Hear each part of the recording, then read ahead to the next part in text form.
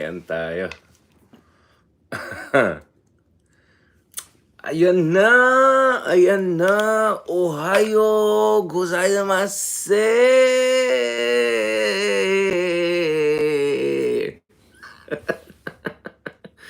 Ay nako, ito talaga mga ka-Mets, mga ka-Hidarian, mga minamahal natin dyan, mga ka-popcorn, yan, mga healthy living. Ayan, para lang sabi ko na healthy living talaga tayo. Ito, mag-flex tayo ng konti guys. Ito, naka 16,000 steps tayo today. Kaya ready na tayo guys. Ito na, pinakamataas na. Ilabas nyo na, pound for pound. Let's go! Ayan, okay. Ito mga kamets, Ito mga kamets, medyo lumipat din tayo ng location kasi medyo posh daw tayo.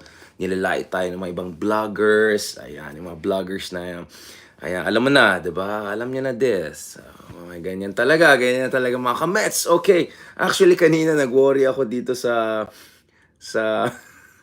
nag-worry ako dito sa title ng podcast natin kasi sabi ko, nako po, baka maano tayo. Baka ma-censor tayo. Hindi ko alam yung mga legislation dito sa Japan. Baka mamaya pag nilagay mong fentanyl, ano. Kaya, kasi nung una guys, alam mo naman makulit ako di ba? Alam mo yung sinabi ni General Luna, bayan o sarili? Pumili ka, di ba? Yung mga ganun, yung mga binary options na gano'n, no? Di ba? Coca-Cola, Pepsi, yan, mga mga ka-healthy lifestyle dyan, mga water people, mag-water tayo guys water, legit to. Nakapag, layo-layo ng nilakaran natin.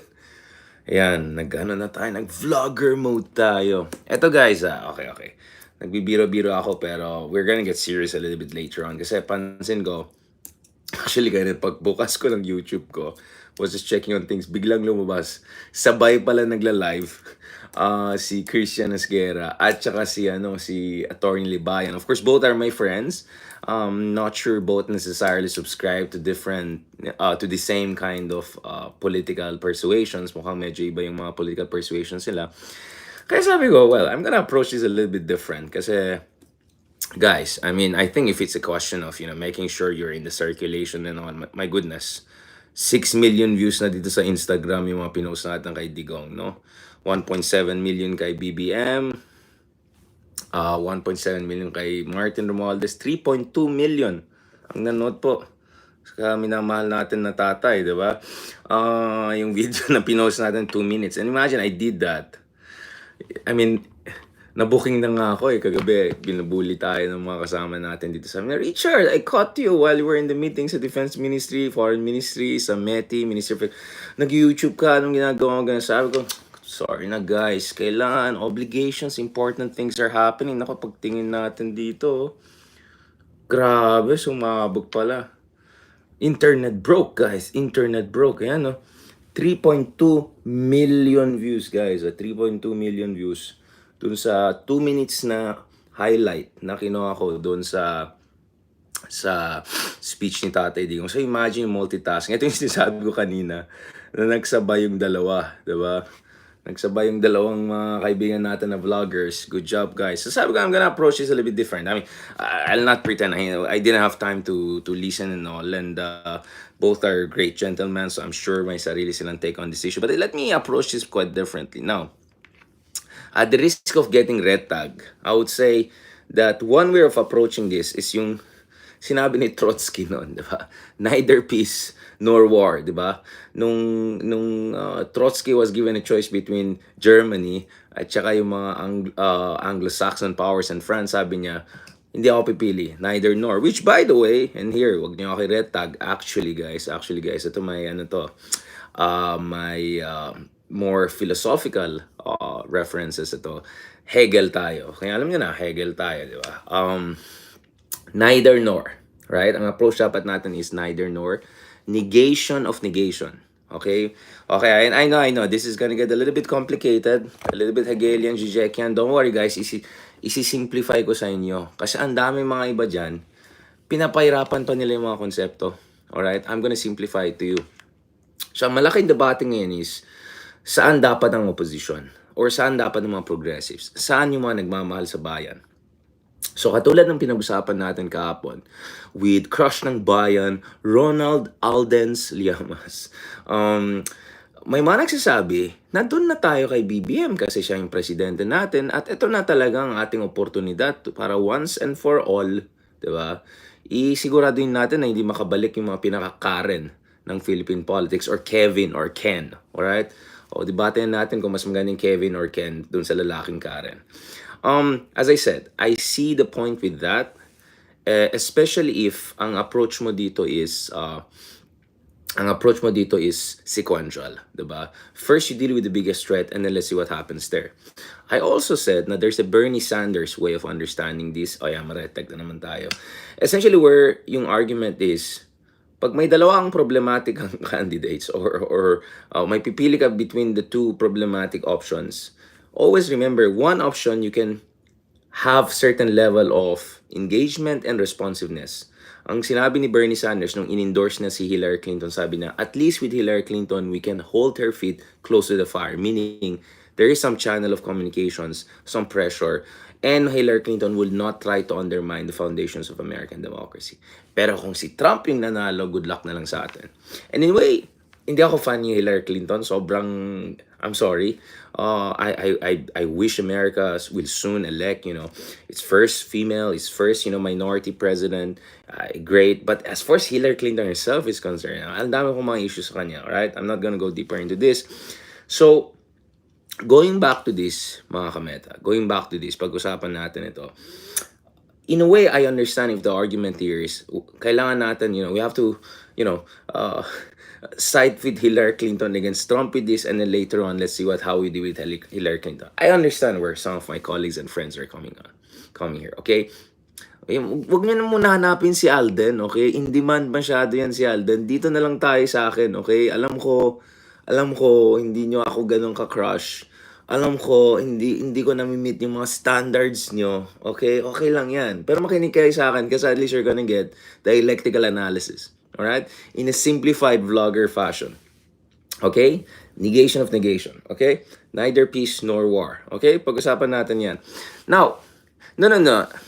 Ayan na naman tayo, Democrat. Kakasabi ko nga lang, Bernie Sanders, ayan na naman yung mga bashers natin. Intindihin nyo kasi yung sinasabi ko, reference point ko, bago kayo maghanash dyan sa mga, sa mga comment sections ko and all. Ayan, magbablush na naman ako, mainit na maulan natin, tapos magiging mas zadi tayo. Tapos pag nag-zadi tayo, ano na naman? Alright. Okay. Na guys, honestly, ito gusto ko yung lamig dito, to be honest, kasi it feels kind of like Baguio. As a Baguio boy, I like cold and I really enjoy walking long, as in 12, 14, 15 kilometers na nila ka. I really enjoy that, guys, kasi ang dami natin inisip, diba? Or dami natin pinaprocess, etc. And at the same time, we're trying to approach things differently. But anyway, going back to this. So, let me put it this way. Fentanyl. Baka may batas ba dito? Pag kausapin ko yung mga abogado natin, baka mamaya ma-misunderstand na. Oy, yung mga nag-check sa YouTube, please understand my reference point. Lagay ko na lang sa quotation mark mama yung fentanyl. Baka mamaya tayo dyan. Okay. Kalma lang tayo, guys. Chill lang tayo. Okay, ito Okay. Let me first lay out my concerns, with each camp.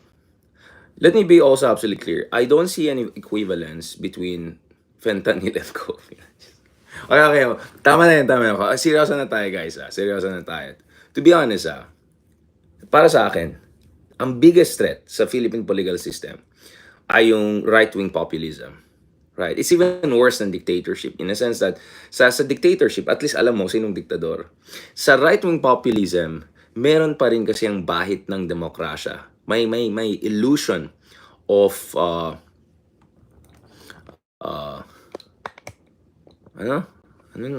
relax lang kayo dyan. Nagko-concentrate tayo, guys. Huwag kayong magulo. Ito, saan tayo? The thing is, I understand bakit binoto si Digong noong 2016. In fact, I don't only understand it. May sinulat tayo ng libro. Alright? May sinulat tayong mga journal articles. May sinulat tayong mga academic pieces sa Cambridge University Press, sa Palgrave Macmillan yung book ko, sa Oxford University. Dalawa actually sa Cambridge University Press ng mga book chapters na nasulat ko. Countless articles, probably 1,000 or 2,000 articles ang sinulat natin. So, if you want to see my academic intellectual analysis, scholarly analysis nung phenomenon of Duterte, you should know, mga kameta, na wala akong judgment laban sa mga bumoto sa kanya. I completely understand where they come from. I do not agree with them. And I did not agree with them. Pero naiintindihan ko saan sila galing. Ito ay galing sa frustration ng tao, malalim na frustration ng tao, dun sa mga limitasyon, kapalpakan, kayabangan, self-righteousness, whatever, ng reformist, liberal project sa Philippine politics. Because ang katotohanan dito is, mga kameta, serious na tayo. Ang katotohanan dito is, lumaban ang ating mga ninuno, nagsakripisyo sila from Gomburza to Rizal, and then nung Second World War, laban sa Imperial Japan. Naku, baka magalit sila dito sa akin, but whatever. Dun sa EDSA, nagsakripisyo si Ninoy, lahat ng mga nagsakripisyo ng EDSA, and then ano nangyari? Purong katrapuhan na nangyari. Yung mga ilan-ilan na lang natin na medyo matinong presidente, whether it's Ramos or Aquino, ang dami rin mga kakulangan. Ang dami rin may mga mali na nangyari. Well, at least with Ramos, nakausap ko siya, at least more self-aware siguro siya dun sa mga. But anyway, I don't wanna get into person about it. I had conversation with both Ramos, Aquino, yes, also with the other ones, but well, very long conversation with Tita Arroyo, of course, on the record, pwede niyo panoorin yan sa YouTube. But going back to this, mga ka-Aldens, mga kameta, as much as I understand saan galing yung suporta kay Tatay Digong, as much as I understand yung lalim ng frustration, I mean, numbers, di ba? By 2013, lampas sa 80%. Alden, sorry guys, hindi ako showbiz Alright? Baka artistahin, pero hindi ako ma-showbiz. Okay? Pero, balikan natin ito. Actually, kanina dahil mga pictures ng mga J-pop dito. Tapos mga ganun ako parang, baka naman, diba? May second career pa tayo, diba? Medyo zaddy lang. Pero, pwede na. Anyway, balikan natin ito. So, on the record, scholarly work, non-scholarly work, parati ko sinasabi, naintindihan ko bakit ang tao bumoto kay Digong. At naintindihan ko bakit siya popular because in a way, it was a protest vote. In a way, nakaka-relate sila. In a way,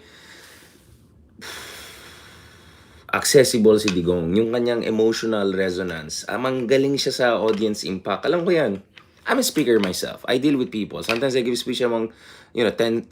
There was once nag-speech ako, 20,000 yata nandun sa audience or whatever. Naintindihan ko. Absolutely naintindihan ko. So, hindi ka tulad ng mga dilawan, mga judgmental snooty dyan. I'm not gonna judge people. Just because you voted for someone na sa tingin ko ay hindi karapat-dapat naging presidente natin.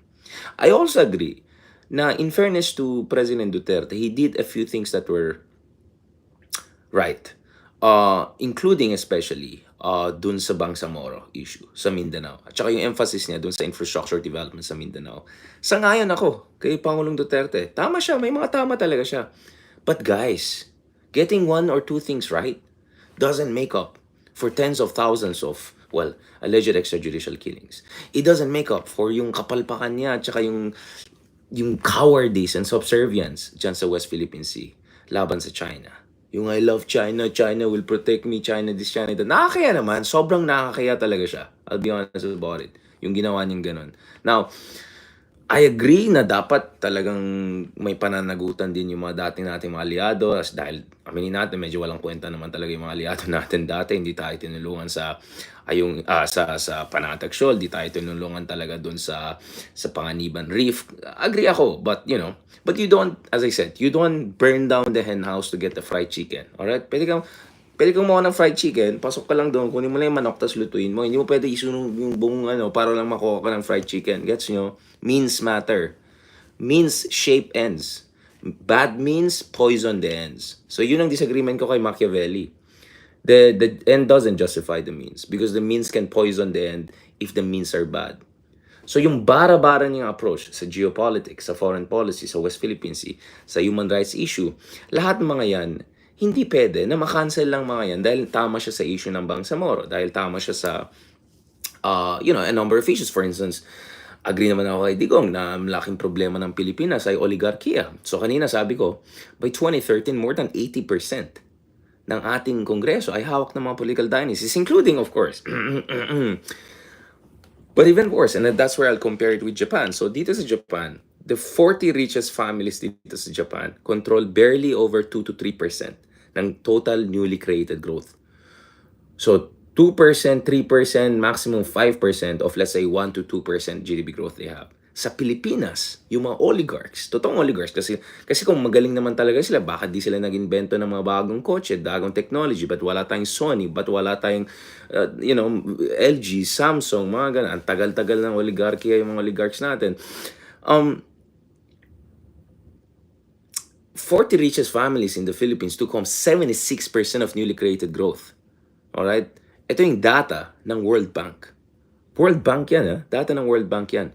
Nang may isang dilawan na economist na nag-comment, saan niya kinuha yan, ganyan? Yan kasi hindi kayo nagre-research, di ba? Yan ang problema ko dun sa mga dilawan na yan. Feeling galing-galing, pero hanggang ano... anyway, okay. I'll be nice, okay? Nice lang tayo. Alam mo naman, guys, mga international lang natin. Sorry, Lord. Anyway, tao lang po, okay? Tao lang po. I think sometimes you have to put people in the right place, okay? Umayos sila. Wala yan ang problema, guys. You deserve better than this. We deserve better than those reformist presidents that we had dahil dami nilang mga kakulangan. And we deserve more than this mga dilawan na analyst na yan na walang sinabi kundi disinformation. Right? Pag pumunta ka sa isang academic conference at sinabi mo, disinformation ang dahilan na may populism sa mundo, pagtatawanan ka. Dahil sasabihin ng mga eksperto is, yes, but it's barely 15-20% of the reason. There are many, many complicated reasons. Right? Kaya nga sa social sciences, whatever, may tinatawag na proximate cause versus structural cause, so on and so forth. Independent variable, intervening variable, I can go on and on and on about it. So pag sinabi mo, lahat na nangyari sa Pilipinas dahil lang sa disinformation, pagtatawanan ka talaga in any serious academic conference around the world. No wonder yung mga ibang dilawan dyan never published in any serious publication. I don't see them in Cambridge University Press. I don't see them in Journal of Democracy. Barely I see them even publish op-eds in, the top publications around the world. Hindi ako nag-iabang. I'm just telling you, huwag kayong believe dun sa mga ibang dilawan dyan dahil lang magaling mag-Ingles. Alright? Huwag kayong believe dahil lang publish sila dun sa pa-English yan. A lot of these people, hindi sila natututo. Hindi sila nag-upgrade ng kanilang analysis. Ang kanilang analysis ay mga diba? So, kaya nga dito, nagigets ko saan galing yung popularidad ni Duterte. Pero yung kanyang legacy talaga. Alright? Yung kanyang legacy talaga, guys. Grabe naman, guys. Ang laki ng utang na namana ni BBM. Kawawa naman si BBM, diba? Sobrang palpak yung management ng pandemic. Guys, worst in Southeast Asia yung ating management of pandemic. From 2020 to 2021, we had 5 quarters of recession. No ASEAN country had that. In fact, Vietnam nga, nag-grow yung economy nila. Taiwan nga, nag-grow pa nga yung economy nila. China nga, nag-grow pa nga yung economy nila. Sobrang palpak, diba? More than that, my goodness, yung humanitarian catastrophe, yung nakakahiya ng mga pinagsasabi niya na I love you, ganyan, this country will protect me habang binubuli yung mga mangingista natin. Kaya talaga, guys. And then, yung pagkakaren pa. So, medyo agree naman ako na may mga kakulangan yung mga dating administration. Pero guys naman, kumpara mo naman yung economic records ni Pinoy o yung economic record ni Ramos, even yung economic record ni Tita Arroyo, napaka naman. Considering what they inherited and what they passed down, diba? Grabe naman, diba? Si Ramos inherited a totally broken system, 7, 8, 12 coup d'etats kay Corazon Aquino, total debt crisis. Kahit papano, ginawa tayong isa sa mga rising Asian tiger economies. And then of course, nagkataon Asian financial crisis yung 1997-99. But in fairness naman kay Ramos, he got some things right. Now, he got also a lot of things wrong na mahabang usapan yan. Kay Pinoy, kay Arroyo. Si Arroyo kay ERAP pa nga siya after EDSA 2. in fairness naman kay Tita Arroyo, inayos-ayos na yung mga regulatory issues. So si Hate, hindi ako kampo-kampo. I think if you pero si Erap, Diyos ko, my goodness.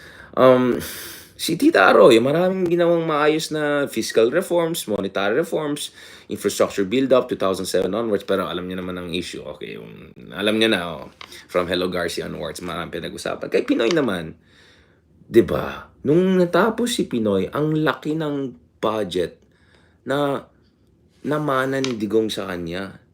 Ang gandang ekonomiya na nakuha niya. 5%, 6%, almost 7% growth. Fastest growing economy. Andun ang Pilipinas sa book na Breakout Nations ni Rishi Sharma. Na sa akin palagay is best expert sa emerging markets. Alright, basahin yung book na yan. Andun pa kayong interview niya with Aquino eh. So, even if para sa akin, maraming kakulangan yung mga reformist presidents natin. To a certain given na Roy, no? Kumpara mo naman yung nakuha ni Digong noong 2016 and then dun sa naiwan niya. Now, to make matters more complicated, alright? To make matters more complicated, grabe naman guys. Tapos ka na nga, retired ka na, private citizen ka na kunyari. Ayan na naman tayo eh. Kinaren mo na nga yung dating presidente. Tapos, lahat na lang sinisi sa dati. 6 years ka nga nasa pader. 6 years ka na nasa pader. Alright? Kung magrereklamo ka ng ganyan, ang tanong, anong ginawa mo? Anong ambag mo nung 6 years na nandun ka? Inayos mo ba ang Marawi? Na-reconstruct mo ba yung Marawi? Yung problema ng droga, sabi mo 3 to 6 months. Kamusta yung mga totoong big fish? Hindi yung mga ano-ano dyan, ha? Yung mga totoong big fish. O, alam na, pangalanan ba natin? O, diba? Galit ka daw sa oligarchs. Abang biglang yung isa na, biglang billionaire na yung iba dyan. O, may DUTERTE garks. Diba? Ang tawag ko dyan. Ang dami kong pwedeng pag-usapan. Mahabang listahan po yan, diba? So, tapos, ang daming hanash. Gusto nga mag-federalism constitutional change yan. Tapos ngayon, gaganyan-ganyan mo lang. So, tapos kinaren mo nga yung dati, kakaren mo pa yung sumunod sa'yo. So parang anong gusto nyo? Purong ikaw na lang. O siya na, ikaw na. Best in the solar system nga, sabi ng mga kaibigan natin dyan. Tapos ngayon, hindi lang si Michael White. Marami pa tayong mga alam nyo na guys. Alam nyo na. Kung nag-iisip ka talaga, i-google mo lang. Alam nyo na this guys. Alam nyo na this talaga guys. Ay nako, budol-budol. Budol-budol. Talaga pound for pound king. From jet ski boy to budol boy. No, but tapos Ken Boy pa, diba? Ginaganyan lang si BBM. Binabastos lang yung presidente natin. Hindi ko binoto yung isa dyan. Marami akong mga reservations, pero presidente na natin yan. O sasabihin ng iba, presidente ng mga SD cards. So, bahala kayo, mag-prove na kayo dyan. But as far as I know, officially, siya yung presidente natin. So ngayon, ikakaren mo, ikiken mo, yung kasalukuyan na presidente na ganyan-ganyan lang. I mean, come on. Yakuza mo na sa PDEA list. Tapos, habang mayor ka, sino ka? Yung mayor ka lang, ba't ka bibigay ng PDEA ang buong bansa? I mean, di ba? Like, parang, tapos, galit na galit ka sa PI. PI ka ng PI sa PI. O, alam na, yung isang PI, different. Ikaw nga, di ba gusto mo pa-federal? Then ngayon, interestingly, kaya nga sabi ni Ronald Alden, crush ng bayan, sabi na incitement to rebellion yung ginagawa. Na, I'm sure, yung mga pro-DDS na mga vloggers, isi-spin nila yan na hindi yan incitement, ano lang yan, drama. Dati nga, magka-criticize ka lang ng konti, lalagay ka na dun sa matrix ni lalagay ka lang sa destabilizer list, di ba? Tapos ngayon, openly kino-call out ng ganyan. Sabi, hindi yan, ano lang yan, biro lang yan. Ano ba naman tayo dyan, guys? Yan, alam mo, kaya dito ako naging emotion. Every time nandun ako sa mga kapitbahay natin. Kasi syempre, kung nasa Europe tayo, US, ganun, malayo, iba kasi mga bansang yan. Pero every time nandun tayo sa mga kapitbahay na mas maunlad sa atin, sabi ko, kaya nga tayo hindi umuunlad. Palpak na nga yung leaders natin.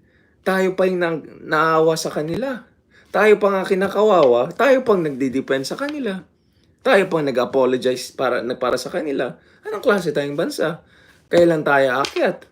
kailan tayo babangon, 'di ba? Kung ganyan ang mindset natin. Sabi nga ni Rizal, si Lodi, 'di ba? 'Di ba? There will be no tyrants if there are no slave. Alright? There will be no Karens if walang oh. Alam niyo na, may sasabihin ako pero kinontrol ko na sarili. So, and then ngayon, sasabihin nung isa, maghiwalay na daw yung Mindanao, gano'n. Wait lang, unang-una, as if hindi nyo kontrolado ang buong Mindanao. Bakit? Andun ba sa rally nila? Andun ba si rally nila, yung taga Bangsamoro?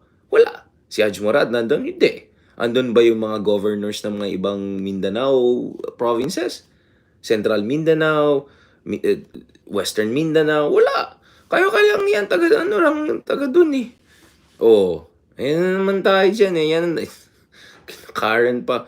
So unless I see other governors and other top officials galing sa Mindanao ay sumabak dito sa ni tatay, I have doubts na this has currency anymore. Yung Bangsamoro may sarili ng may sarili ng, bakit may ganyan? Walang nga itong TikTok na nilalagay tayo ng, habang biglang may na ako dito sa, and let me be absolutely clear mga kameta, okay? I'll give you, excuse me lang this is an important data, okay? Yung blue is revenues raised, red is spent. Ang pinakamalaki na taxes, nagre-raise ng taxes, ay NCR, National Capital Region. Tingnan nyo, yung blue ay mas malaki sa red. Kitang-kita nyo? Yung blue ay mas malaki sa red. Yung blue mas malaki sa red. So, ito yung data galing sa Philippine Statistics Authority. Ang National Capital Region, kung saan tayo galing, raised 410, I suppose, billion na to, no? Billion, nung 2021. Pero ang ginastos lang natin is 340. So, meron kang almost 70 billion na extra. Guess saan pumunta yan? Now, look at the same graph and look at different regions of the country, especially in Mindanao region. Essentially, guys, I'll post it sa baba. Essentially, guys, NCR ang nagsusubsidize ng ibang mga LGUs. Dahil hindi sila nag-raise ng sufficient revenues galing sa sarili nila. Ang dahilan dyan ay hindi dahil ayaw tumulong yung mga ating mga kababayan from Mindanao. Ang dahilan dyan is dahil yung mga super trapo at dynasties, sila ang nakahawak dyan sa mga iba't ibang. So isa pa yung, this is a different data. Revenue collection. Tingnan nyo sa image. Tingnan nyo gaano ka dark yung NCR region. The darker the area, that means the more revenues they raise. Tingnan nyo gaano kalaki. Tingnan nyo gaano kalaki. Alright? So, tayo sa NCR talaga. Ayun na naman tayo. NCR because oligarch capital. Kuya, nagbabayad ba ng mga, yung mga oligarch? Actually lang nagbabayad po ng revenues, mga ordinaryong tao po. Alright? Sing tax pa lang, mga ganun. So, mag-isip naman kasi kayo bago kayo magsalita. Papaya na naman na kayo sa sarili. Ayan na naman kasi tayo. Tingnan nyo, gaano kalaking contribution natin sa NCR. Okay? So, ang implication na ito ay very clear. Even sa rice production. Thanks pala kay Sir Ivan kasi may pinost din siya dyan. But I also had my other data. Alright? Ipopost ko rin dyan mga kamets. Don't worry about it. And you can go and Google it on yourself. Maraming ebidensya na yung mga trapos at dynasties dun sa mga ibang riyon ng country natin, sarili lang nilang iniisip nila. Yung pamilya lang nilang iniisip nila. I mean, I'm not gonna name names, but I've been to many provinces, kundi beautiful tourist destinations, na alam ko ang laki ng kinikita nila sa mga turista. And yet, grabe, walang matinong aspalte, walang matinong infrastruktura, o alam natin saan pupunta yung pera. Alright? So the reality is actually, sinesubsidize ng ordinaryong taxpayer sa NCR yung mga iba't ibang probinsya across the country. And unfortunately, dahil sa Mindanao, dahil napaka-lakas yung hawak ng mga dynasties and warlords, at dahil napaka-concentrated yung power at napakahina yung mga institutions, right? Napakahina yung mga institutions. Talagang umaasa sila sa subsidy. So, in a federalized system, guys, ang mangyayari dito, yung filter sa TikTok, pag ganyan ko, may shades na ako, may ganyan, biglang. So, kung mag-federalize tayo, guys, lalong magka-concentrate yung wealth sa Metro Manila and NCR and developed regions because hindi na kailangan mag-subsidize ng ibang region, kanya-kanyang diskarte na yan. Yun kasi dapat nang-iisipin. Yung mga magagaling at malalaking business, lalong pupunta sa Manila yan. So, to give you a very good example, look at the United States. Ang tagal na nilang federal. Ngayon, alam ko, yung mga iba dyan na nag-United States, nagka-California, New York lang. Punta kayo doon sa mga ibang estado. I'm not gonna say which states, but you know which states. You go to many states in the middle of America, but north of United States. Ang layo ng agwat nila doon sa, hindi lang kultura, yung levels of development sa New York, sa California, sa mga big coastal cities. So, US na nga na pinakamayaman na bansa by some, at least in terms of size of their GDP in nominal terms. Kitang-kita mo ang laki ng agwat kaya yung mga magagaling na bata, matatalinong bata, pumunta na lang sila sa New York. I mean, kahapon lang may kilala tayo na taga Arkansas. At pumunta nag-aral sa California, sa New York. Usually ganun yung story, diba? Or galing sa mahirap na lugar sa Midwest, pumunta mag-aral sa Yale, sa Harvard, and then magstay na doon, hindi na bumabalik. So, we have very clear examples in very, very developed countries, no? Na yung mga inequalities will persist over time. At yung mga syunga dyan na nagsasabi, uy, pag inayos natin, pag binuksan natin ang sarili natin sa lahat ng foreign investors, magically maging okay tayo. Duh! Alam nyo ba, ang China at Vietnam na napakabilis ng growth nila, ang dami nilang foreign capital restrictions. Ang isang dahilan na napaka-successful yung mga country na yan, aside from geography and geopolitics, is actually trade and industrial policy. Now, if you want to know more about it, please check. Just go to YouTube, put Hey Darian, industrial policy, trade policy. Tignan nyo guys, yung mga explanation natin, why those factors are important. Diba? I promise you guys to be serious. To be serious about this topic. May fentanyl gano'n. So, walang kwenta yung argument na pag nagyanyan tayo, automatically lahat ng problema natin na hindi mawala. But still, guys, I completely understand yung sentimento sa Mindanao at yung mga ibang riyon ng bansa natin na gustong humiwalay or something. I completely understand. I'll tell you what. Taga Baguio ako, di ba? Kami nga ng taga Baguio, meron din kami minsan inis sa mga taga Manila. Mga Manila, nyamet, apay nga kastay. Nyamet, palaing na. Alam niyo na, yung mga Ilocano dyan, mga taga Baguio, alam niyo na di ba? Yung mga sinasabi na. Kaya ako, pag pumupunta ako sa Baguio, nag-Ilocano na lang ako dun sa mga, para alam nila, one of the, di ba? Kasi alam ko, meron talagang resentment. Kasi, gets ko guys, I understand the sentiment. But sentiment doesn't get you national success. Parang gilas yan eh. Hindi pwede purong puso lang. Kailangan ng talento, kailangan ng diskarte, kailangan ng practice, kailangan ng magaling na coach. Hindi pwede purong.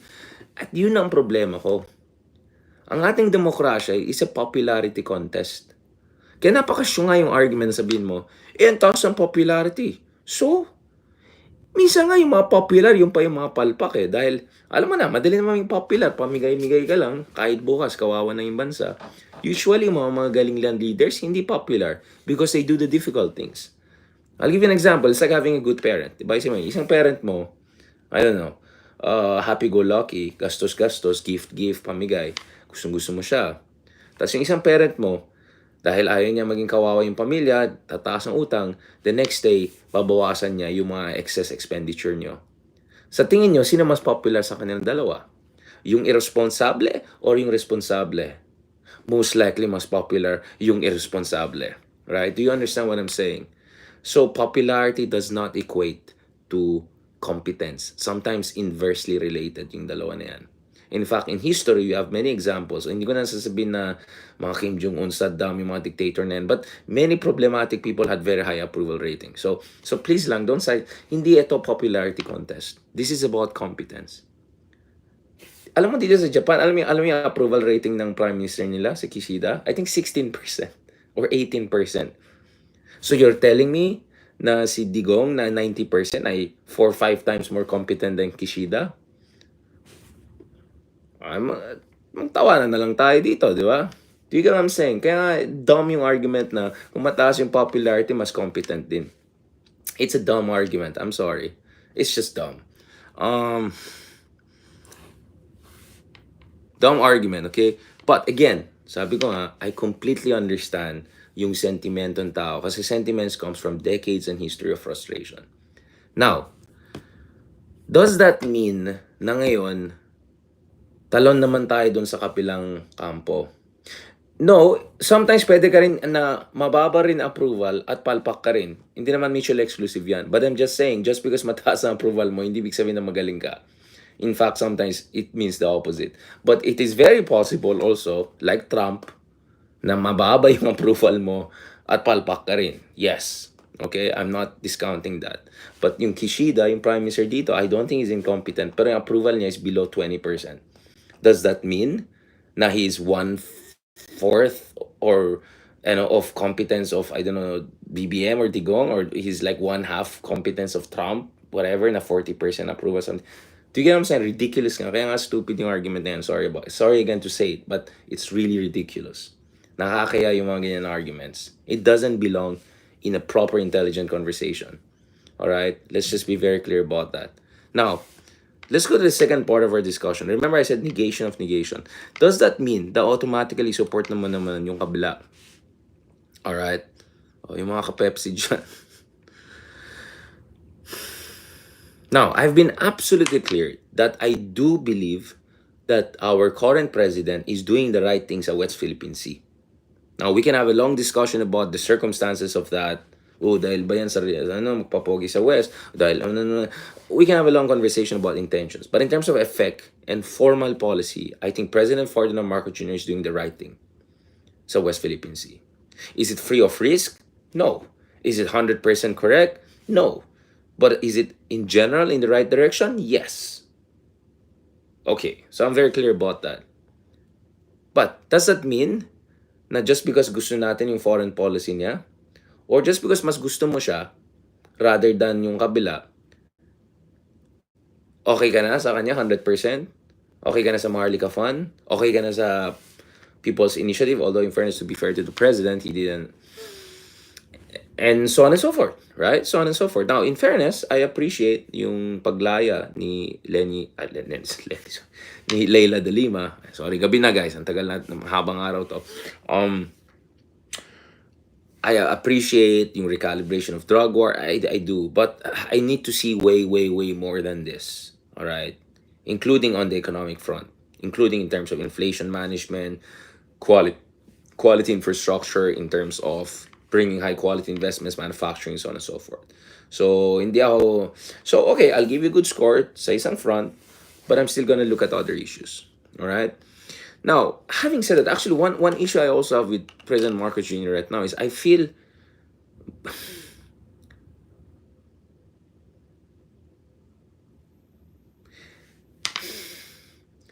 dapat mas forceful yung response niya dun sa nangyari. Alright, guys. Kasi kung conflict avoidant ka, you're inviting essentially contestation. Alright.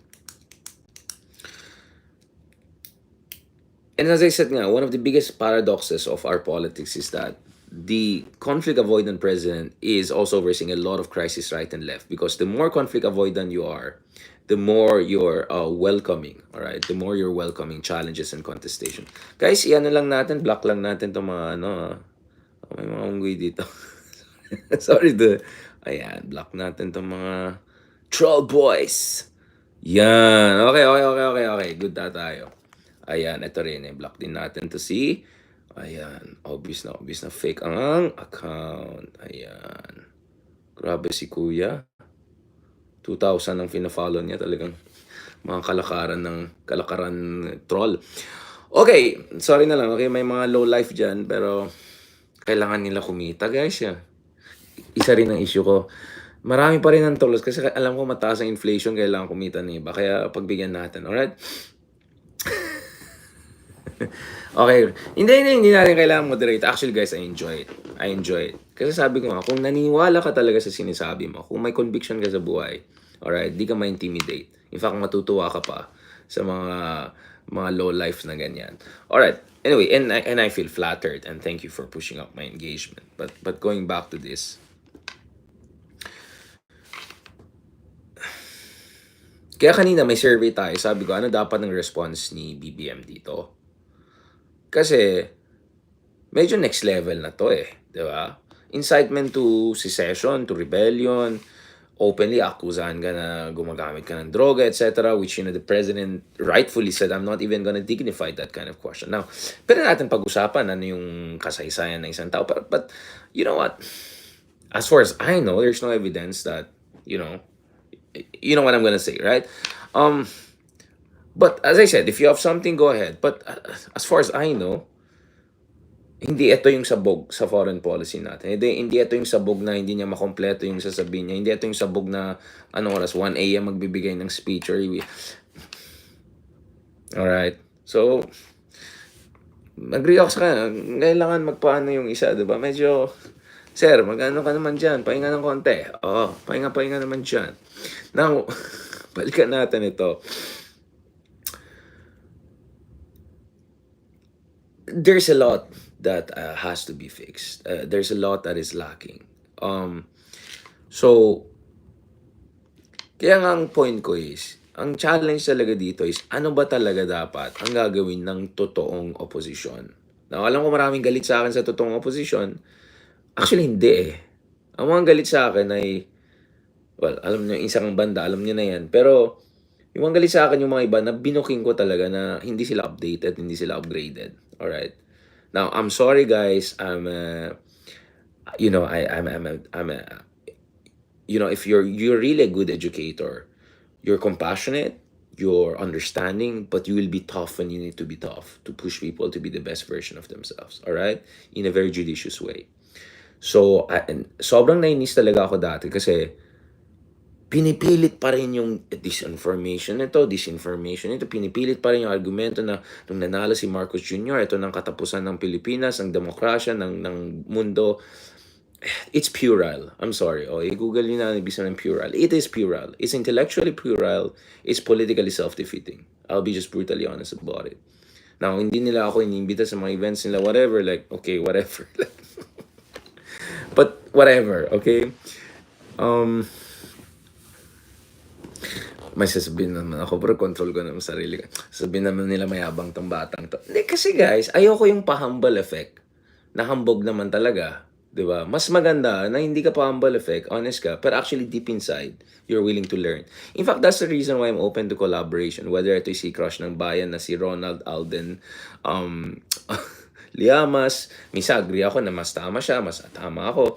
Pero in a way, parang mas tama na naman ako kay Ronald kasi tingnan nyo naman yung response ni BBM. Immediately, eto na naman, okay daw ang lahat sa unit team, and then beso-beso with Sara. Buti pa nga yung first lady, di ba? Medyo nagpakitang di ba, ng discontent, di na siya nag-hi hello, gumanon na lang siya dun sa departure speech. Ipopost ko rin yung video, hindi ko na-post kasi ang dami kong ginagawa. But, the president has to draw the line once in a while. You have to show you're the president. You have the mandate of people. Yung dangal ng opisina yun na sa'yo. And then, sabi nung isang kapatid niya na nag-apologize naman daw yung isang mayor, yung anak ni ganito, ganyan. Like, you have to show decisive leadership. But the same also goes for the opposition. They have to also show decisive leadership. Now, as I said, kung talagang humble ka, you're willing to listen, I won't say corrected, but at least get different perspective. Kaya natuwa ako dun sa conversation namin ni Ronald Llamas kahapon kasi sabi niya, in fairness, may mga efforts naman behind the scenes. And I said, one thing that I'm very happy about is the fact that there's growing openness to the idea of a grand opposition, grand coalition. I mean, from Franz Castro and the center-left, all the way to Riza Ontiveros na center-left, so left, center-left, and then to Liberal Party, Leila de Lima, Lenny, ganun. Maganda yan. We're seeing embers of that. And yung term na ginamit ni, dati kong professor, si Alex Magno, according to Ronald Llamas, di ko binabasa si Alex ngayon. Sorry, sir. Notorious din akong estudyante. Alam niyo guys, ako yung tipong estudyante, siguro galit yan si Sir Alex sa akin. Ako yung klaseng estudyante na, alam mo yung first day of class, titignan yung syllabus, di ba? Tignan ko ng syllabus, di ba? Ito. Tignan ng syllabus. Okay. Sir, parang kulang ang syllabus mo. I mean, may mga kaklase ako dati na kung alam nila andun ako sa klase, magda-drop sila. Ganun sila kagalit sa akin. Kasi Karen daw ako. Well, medyo may pagka-Karen ako, pero in a good way. Ako yung tipong, Sir, di ba, pag-aralan natin, modern political thought, bakit wala si Nietzsche? Bakit wala si Derrida? Bakit wala si Foucault, kunyari? Or kulang yung mga reading standards? Ganyan akong estudyante, guys. Kaya ang daming galit sa akin nung college pa lang. Diba? Hindi ba nakasalanan? Kasi syempre, ako, I want to learn the most, di ba? Naghihirap yung ating mga parents para mapadala tayo sa eskwela. So, I want to make sure when I go to a class, I really learn. You know, I have a world-class education. So, sana naman, di galit si Sir kasi pinadagdag ko yung kanyang syllabus nun, di ba? But anyway, yung idea ng PTSD sa opposition, gets ko yan. But yun nga, I also hope they don't take constructive criticism in the wrong way.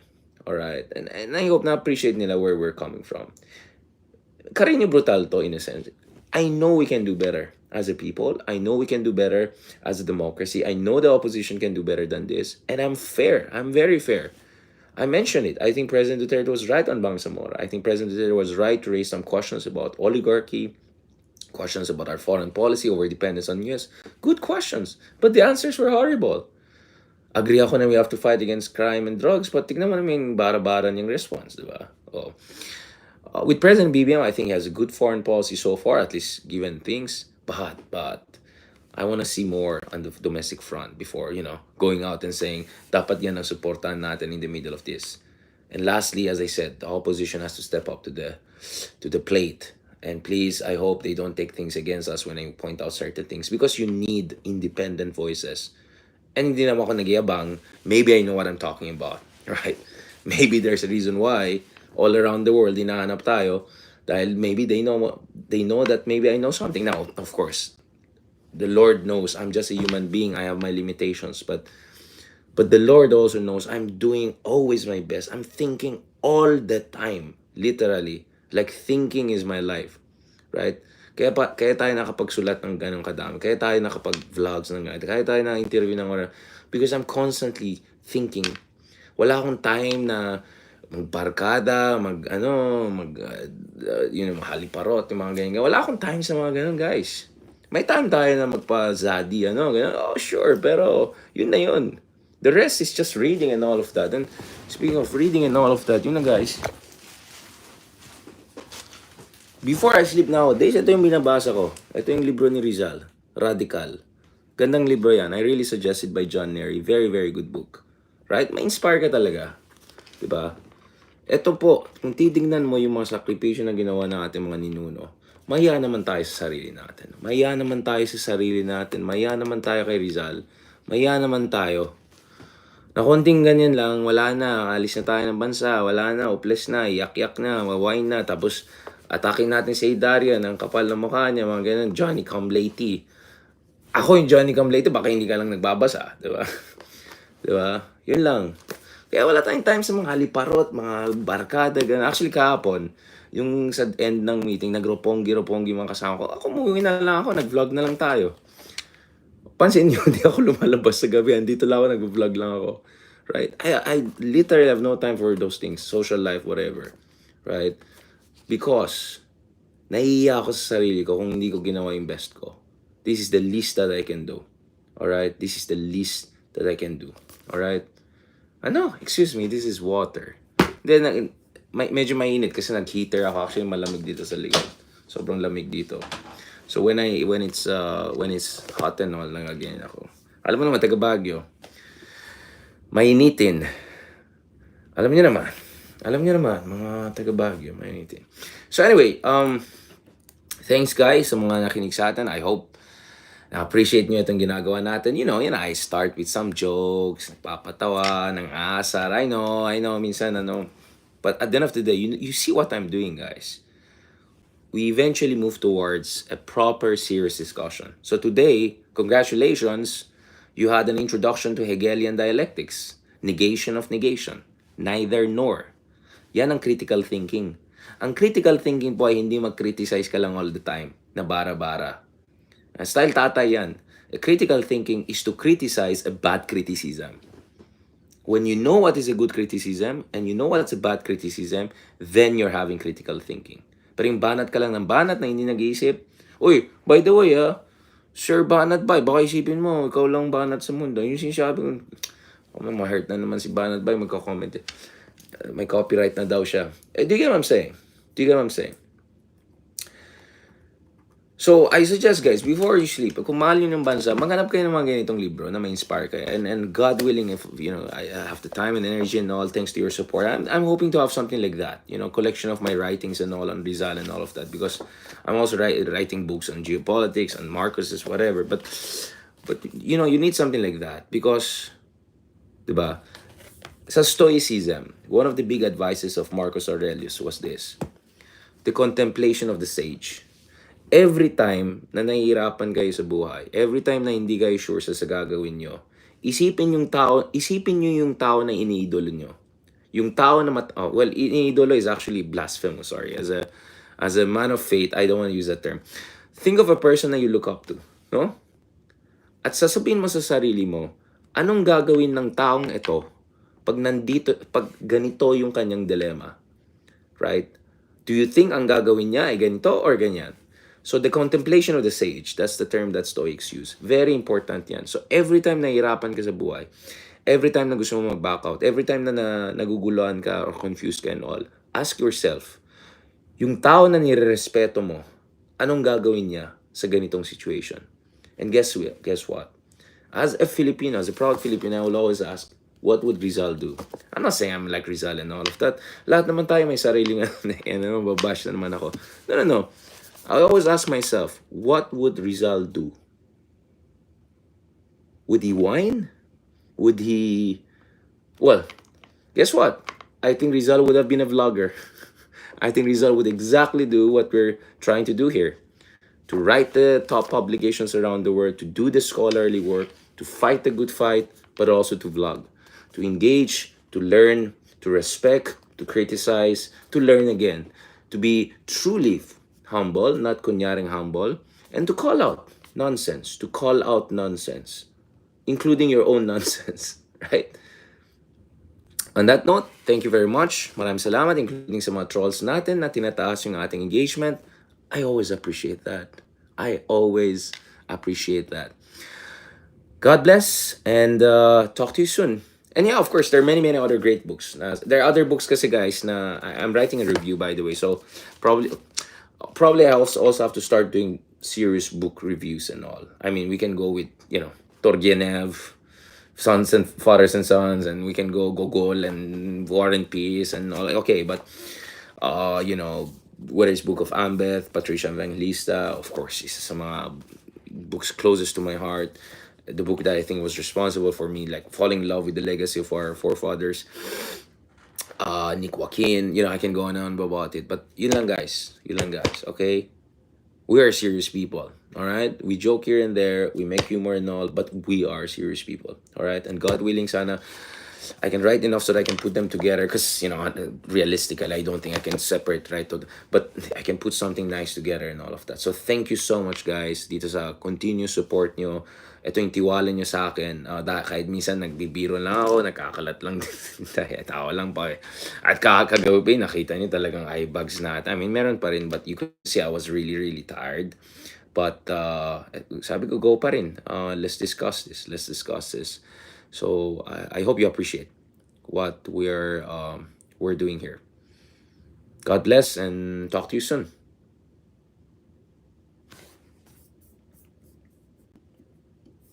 Sayonara. Thank you very much, guys. Arrivederci. Grazie mille. Okay, talk to you guys soon.